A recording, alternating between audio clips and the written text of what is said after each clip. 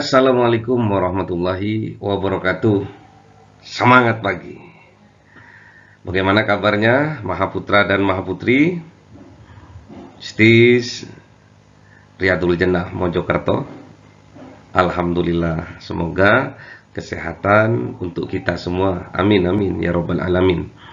Sebelum kita memasuki mata kuliah kita, yaitu manajemen bisnis pada semester 5 ini, mari kita buka dengan berdoa terlebih dahulu. Raditu billahi robba wa bil islami dina wa bi muhammadin nabiyya wa rasula rabbi zidni ilma warzuqni fahma. Amin amin ya rabbal alamin. Baik, untuk yang pertama kali kita akan membahas tentang pencapaian pembelajaran. Yang pertama, diharapkan nantinya Mahaputra dan Mahaputri mampu menjelaskan, mampu menerangkan tentang pengertian manajemen. Yang kedua, Mahaputra dan Mahaputri mampu menunjukkan betapa pentingnya fungsi dari manajemen. Dan yang ketiga, Mahaputra dan Mahaputri mampu menyimpulkan peran dari manajemen dalam perusahaan bisnis. Dan yang keempat, Mahaputra dan Mahaputri mampu menjelaskan tingkatan dalam organisasi bisnis.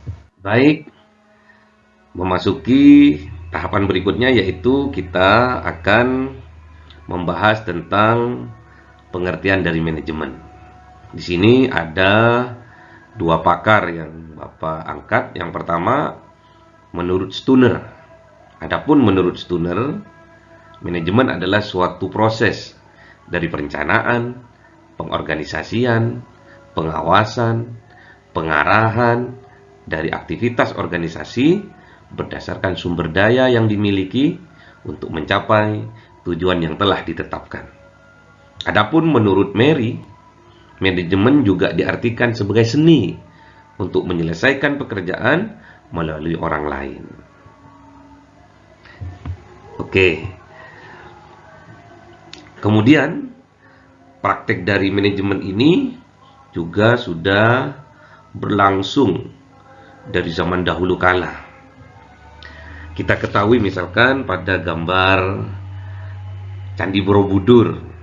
Ini menunjukkan pada zaman dahulu telah ada serangkaian kegiatan yang telah diatur sedemikian rupa mengikuti tahapan-tahapan tertentu yang telah disiapkan sehingga terbangunlah Candi Borobudur yang megah seperti gambar itu.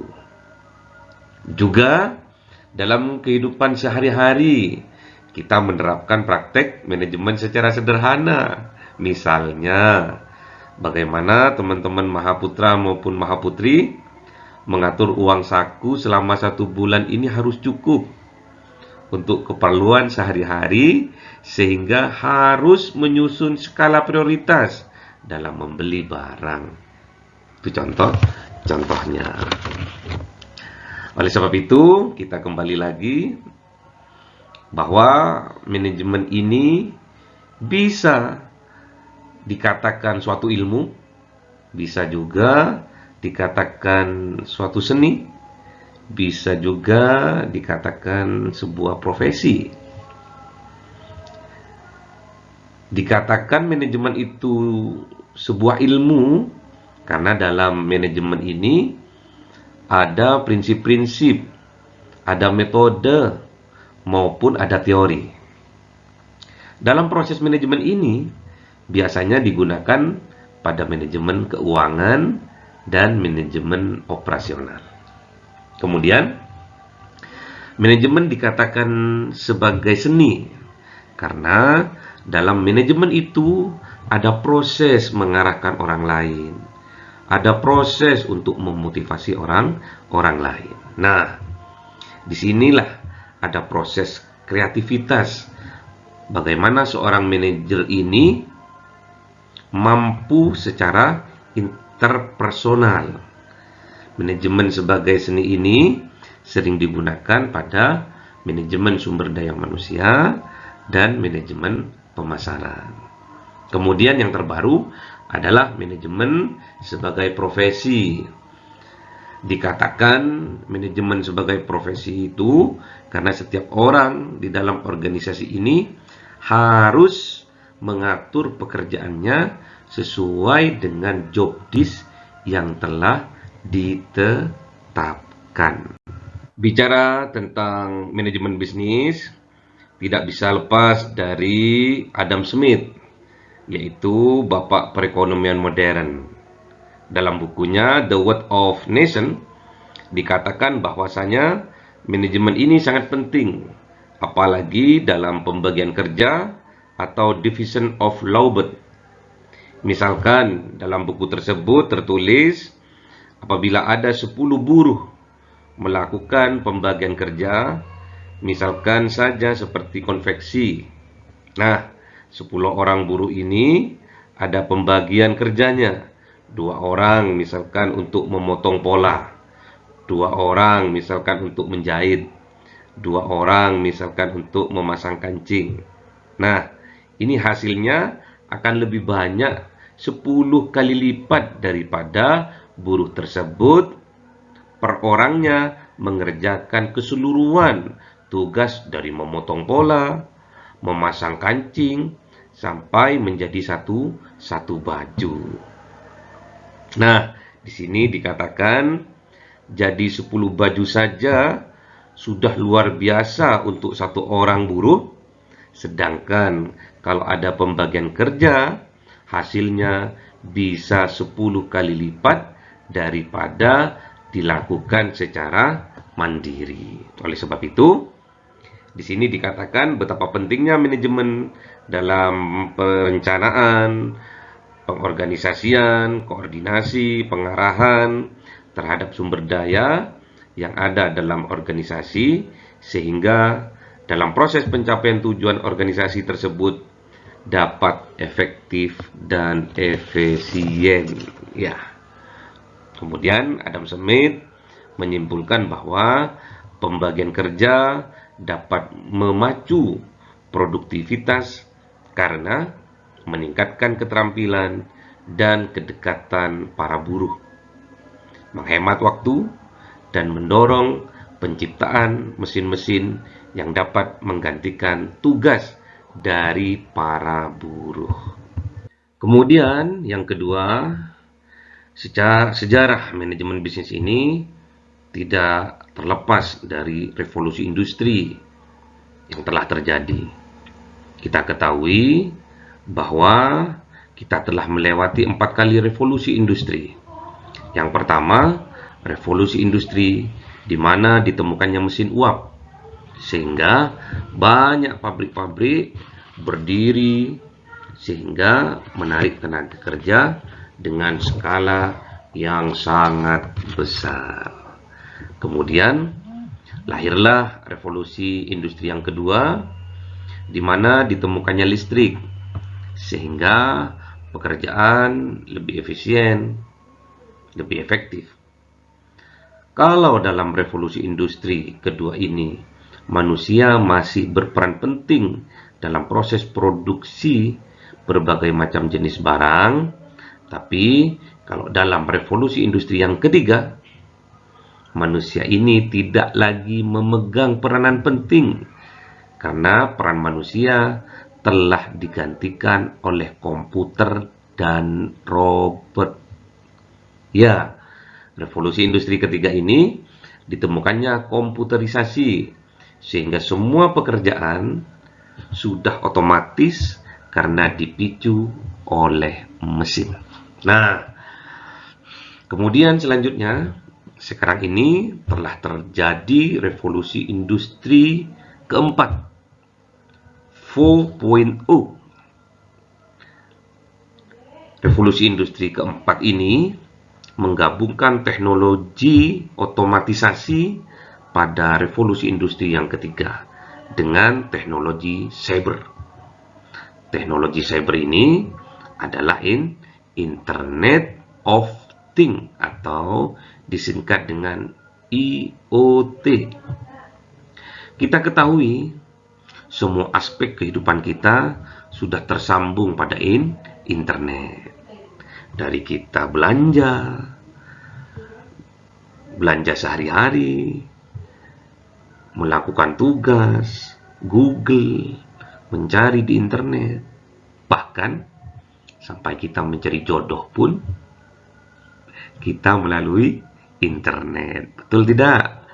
Betul tidak? Nah, dari revolusi industri ini juga mengubah konsep manajemen yang dulunya kontan, sekarang harus menerima perubahan ini sebagai tantangan dan peluang bagi organisasi.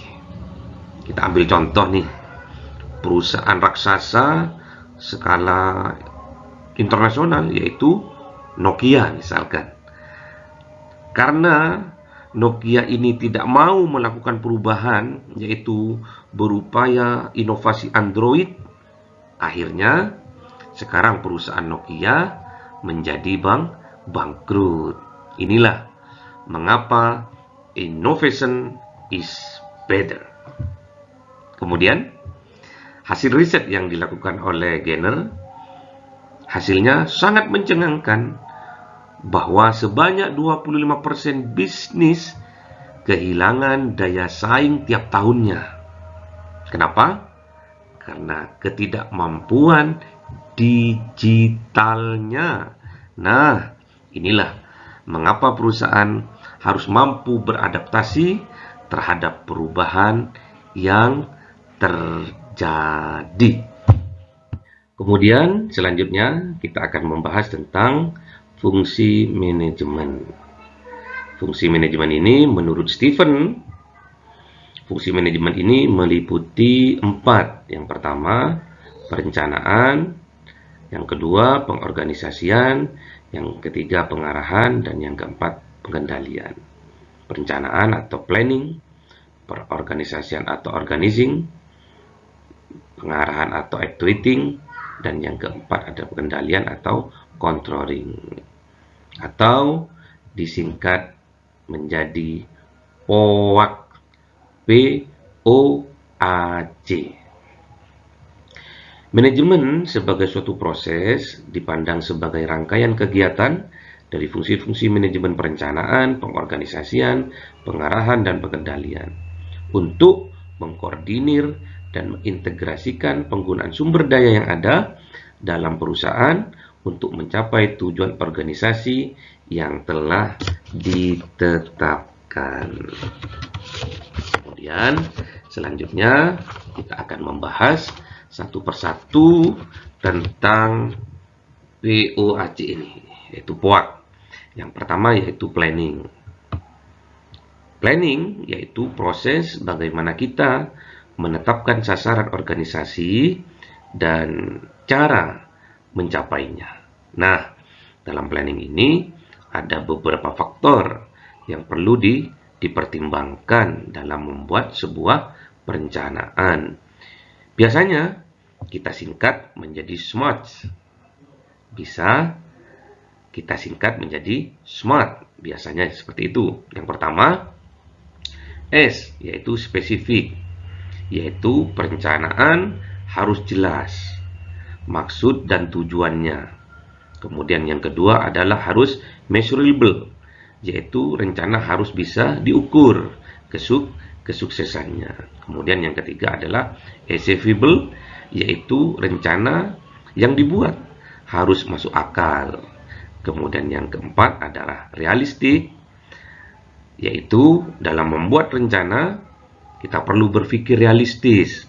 Kemudian yang kelima ini adalah time, yaitu setiap pembuatan rencana pastinya kita harus menentukan batas waktu kapan rencana tersebut harus dimulai maupun kapan rencana itu harus diselesaikan.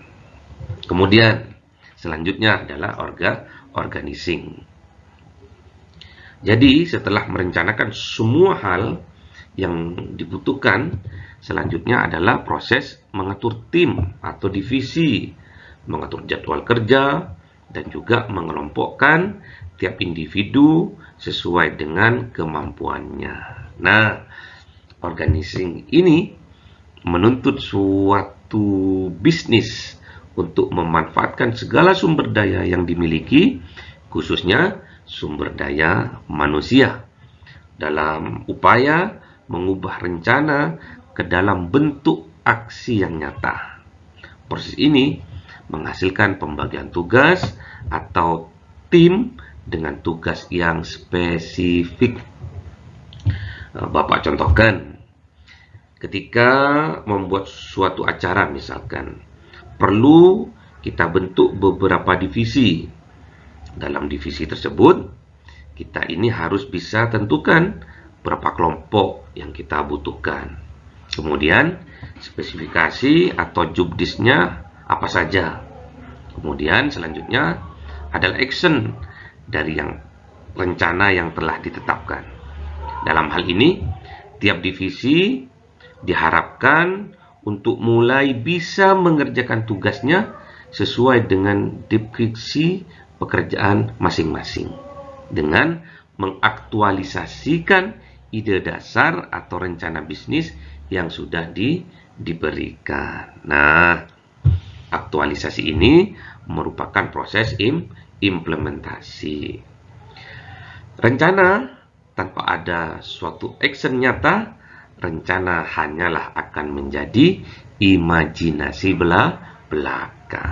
Kemudian, fungsi yang terakhir adalah controlling. Controlling ini merupakan aksi yang dilakukan untuk memastikan semua keseluruhan alur kerja bisnis berjalan sesuai rencana. Bahkan, 3 fungsi sebelumnya, planning, organizing, actuating, tidak akan berjalan sempurna tanpa adanya controlling yang layak.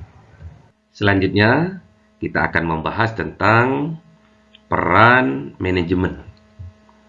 Menurut Helmsburg, peran manajemen ini dibagi menjadi 3. Yang pertama adalah interpersonal.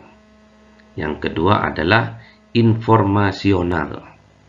Kemudian yang ketiga adalah decisional. Di sini, manajer melakukan kegiatan interpersonal, yaitu kegiatan bagaimana berkomunikasi atau berhubungan dengan stakeholder. Di sini, stakeholder bisa berupa atasan, rekan kerja, maupun bawahan. Bahkan bisa dari pihak eksternal seperti konsumen dan publik. Dalam interpersonal ini, peran manajer adalah sebagai tokoh utama, sebagai pemimpin, dan juga sebagai penghubung. Kemudian, yang kedua adalah peran informasional, yang mana informasional ini mengalir ke dan dari manajer, membuat manajer perlu memproses informasi. Maka manajer ini diibaratkan sebagai pusat saraf dan titik pusat dari suatu kelompok yang akan menyampaikan informasi kepada kelompok yang dituju. Kemudian, peran yang ketiga adalah decisional atau peran pengambil keputusan. Nah, manajer ini harus menerima tanggung jawab untuk membuat keputusan karena manajer harus bertindak sendiri terhadap informasi-informasi dari berbagai sumber. Juga menyisipkan opini pribadi, mempertimbangkan situasi saat ini, menganalisis sumber daya yang ada, dan kemudian menghubungkan semua ini bersama-sama sebelum mencapai suatu keputusan. Tokoh di samping ini adalah tokoh pendiri Alibaba, namanya Jack Ma, di mana Jack Ma ini mempunyai peran manajer yang sangat bagus, di mana dia ini bisa interpersonal yang bagus, mampu melakukan informasional kepada anggotanya, dan mampu melakukan decisional atau keputusan-keputusan yang tepat sehingga menjadikan perusahaan Alibaba ini sebagai perusahaan raksasa di dunia. Kemudian selanjutnya ada tipe kepemimpinan. Di sini ada 3 tipe. Yang pertama adalah yang teratas adalah top manager. Yang kedua adalah middle manager. Dan yang ketiga adalah first line manager. Yang pertama kita akan membahas tentang top manager atau manajemen puncak. Manajemen puncak ini terdiri dari presiden, direktur, wakil direktur, sekretariat perusahaan, maupun kepala perwakilan dan sebagainya. Nah, ini mempunyai tugas menentukan tujuan organisasi, kebijakan, dan strategi, dan membuat keputusan jangka panjang. Kemudian yang kedua adalah middle manager atau manajemen tingkat menengah. Nah, ini terdiri dari kepala departemen, manajer cabang, kepala pengawas, dan lain sebagainya. Tugas middle manager ini adalah mengawasi beberapa unit kerja dan mengimplementasikan rencana-rencana yang konsisten dengan tujuan top manager. Kemudian yang ketiga adalah first line manager. Ini biasanya adalah supervisor dan mandor. Tugasnya selain manajer ini adalah memberi perintah dan membantu kerja non-manajerial di bawahnya. Kemudian memutuskan masalah operasional jangka pendek. Dalam tingkatan manajemen yang akan banyak dibahas pada middle management, karena pada middle management ini mempunyai banyak jenis divisi. Seperti kita ketahui, di sini ada 6 jenis divisi, yaitu yang pertama adalah operational manager, kemudian ada marketing manager, ada pula financial manager, ada human research manager, ada accountant manager, ada informational manager. Middle manager ini merupakan bagian yang vital karena memimpin suatu divisi atau departemen, bertugas mengembangkan rencana operasi dan menjalankan tugas-tugas yang ditetapkan oleh manajemen puncak atau top manager. Di sini akan dijelaskan area apa saja yang diurus oleh para middle management ini. Yang pertama adalah manajer operasional. Di sini manajer operasional akan mengurus terkait dengan bahan baku, bahan penolong, dan terkait dengan mesin dan peralatan. Kemudian yang kedua adalah manajer marketing atau manajer pemasaran. Di sini akan berkaitan dengan konsumen, agen media cetak atau elektronik, lembaga konsumen, pesaing, lembaga riset, dan lembaga penyedia angkutan. Kemudian yang ketiga adalah manajer finansial atau manajer keuangan. Di sini akan berkaitan dengan lembaga bank atau lembaga asuransi, pasar modal, kemudian dengan investor. Kemudian yang keempat adalah human research manager atau manajer sumber daya manusia. Di sini akan berkaitan dengan organisasi pekerja Kemudian berkaitan dengan lembaga pemerhati ketenagakerjaan. Kemudian ada juga penyediaan tenaga kerja. Kemudian yang kelima adalah akuntan manajer. Di sini akan berkaitan dengan akuntan publik, kantor pajak pemerintah, dan lembaga pemerhati pajak. Kemudian yang keenam adalah information manager. Biasanya ini adalah public relation dalam perusahaan. Di sini akan berkaitan dengan vendor dan lembaga penyedia jasa telepon maupun media. Baik, pada slide yang terakhir ini kita akan membahas tentang manajemen skill atau keterampilan manajemen dari manajemen puncak, manajemen menengah, dan juga manajemen tingkat pertama.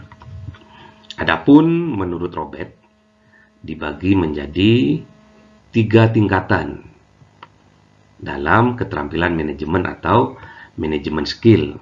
Yang pertama adalah conceptual skill atau keterampilan konseptual. Yang kedua adalah humanity skill atau keterampilan berhubungan dengan orang lain. Dan yang ketiga adalah technical skill atau keterampilan dalam teknis. Baik, yang pertama adalah conceptual skill. Keterampilan konseptual adalah kemampuan manajer untuk melihat keseluruhan organisasi sebagai suatu entitas yang lengkap. Keterampilan konseptual ini meliputi pemahaman tentang kerjasama setiap unit kerja dalam organisasi, beserta pemahaman tentang ketergantungan satu unit kerja dengan unit kerja lainnya. Perubahan pada suatu unit kerja juga akan mempengaruhi unit kerja atau bagian lainnya. Keterampilan ini meliputi pemahaman tentang hubungan antar institusi, industri, dan masyarakat, serta pemahaman tentang pengaruh faktor-faktor politik, sosial, dan kondisi ekonomi suatu negara terhadap bisnis perusahaannya. Keterampilan konseptual ini sangat penting bagi manajemen tingkat tinggi atau sering kita sebut dengan top manajemen, namun kurang penting bagi manajemen tingkat menengah dan tidak diharuskan untuk manajemen tingkat pertama. Kemudian yang kedua adalah humanity skill atau keterampilan berhubungan dengan orang lain. Keterampilan berhubungan dengan orang lain atau humanity skill ini adalah kemampuan manajer untuk berinteraksi secara efektif dengan anggota organisasinya, serta membangun pemahaman dan usaha kooperatif dalam tim yang dipimpinnya. Keterampilan ini akan memungkinkan para manajer untuk menjadi pemimpin dan bisa memotivasi karyawannya agar mendapatkan prestasi kerja yang lebih baik. Selain itu, para manajer juga harus dapat memanfaatkan potensi karyawannya secara efektif di perusahaannya. Komunikasi juga merupakan salah satu bagian yang terpenting dalam keterampilan ini. Komunikasi yang baik dan efektif akan memberikan dampak positif terhadap karir manajer yang bersangkutan dan juga akan dapat mencapai pencapaian tujuan organisasi. Keterampilan berhubungan dengan orang lain atau humanity skill ini penting bagi semua tingkatan manajemen di sebuah organisasi atau perusahaan. Keterampilan ini juga disebut dengan keterampilan interpersonal atau human skill, keterampilan kemanusiaan. Dan yang terakhir adalah technical skill. Keterampilan teknis ini adalah kemampuan atau pengetahuan untuk menggunakan teknik tertentu dalam melaksanakan tugas atau pekerjaan tertentu. Misalnya, seperti kemampuan dan pengetahuan untuk merancang produk, memperbaiki mesin, mengoperasikan mesin, merakit komputer, membuat program komputer, menyiapkan pembukuan, laporan keuangan, menjual produk, dan lain sebagainya. Keterampilan teknik ini merupakan keterampilan yang penting bagi manajer di tingkat pertama, namun kurang penting atau tidak wajib untuk dimiliki oleh manajemen tingkat atas. Kesimpulannya, dapat dikatakan bahwa semua keterampilan yang diperlukan oleh manajer dalam menjalankan fungsi manajemen sudah dirangkum dalam 3 keterampilan manajemen ini. Contohnya, seperti keterampilan pengendalian atau kontrol skill. Seorang manajer dapat mengendalikan karyawannya melalui keterampilan manajerial yang dimilikinya, yaitu keterampilan berhubungan dengan orang lain atau humanity skill yang telah dijelaskan di atas. Kita ambil contoh keterampilan lainnya seperti keterampilan mengambil keputusan atau decision skill. Sebuah keputusan akan diambil dengan tepat apabila seorang manajer memiliki keterampilan konseptual. Untuk keputusan yang berkaitan dengan teknis pekerjaan, seorang manajer akan mengambil keputusan yang tepat apabila manajer tersebut memiliki keterampilan teknis atau technical skill. Baik, anak-anakku semua, Mahaputra dan Mahaputri, pelajaran tentang manajemen bisnis Bapak cukupkan sekian. Apabila ada yang kurang jelas, kurang paham, bisa diberi komen pertanyaan di bawah ini. Semoga apa yang disampaikan menjadikan ilmu yang bermanfaat, ilmu yang barokah, yang akan menjadi wasilah atas kesuksesan kita di masa yang akan datang. Kita tutup kuliah ini dengan membaca kafaratul majlis. Subhanakallahumma wa bihamdika asyhadu an la ilaha illa anta astaghfiruka wa atubu ilaik. Assalamualaikum warahmatullahi wabarakatuh.